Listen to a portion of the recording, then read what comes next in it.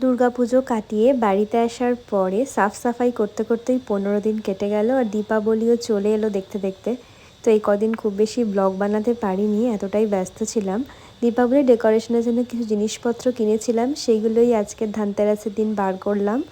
তো এখন ও সৌমের আর তোজো মিলে সাজিয়ে দিচ্ছে আমাদের মেন গেটটা। তো এটাই হচ্ছে আমাদের মেন গেট।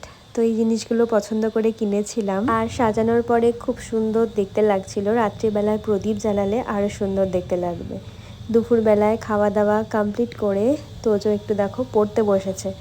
ওকে বলা হয়েছে এ ফর অ্যাপেল বুকটা নিয়ে আসো, তো ঠিক খুঁজে ওর পাপার কাছে নিয়ে গেছে।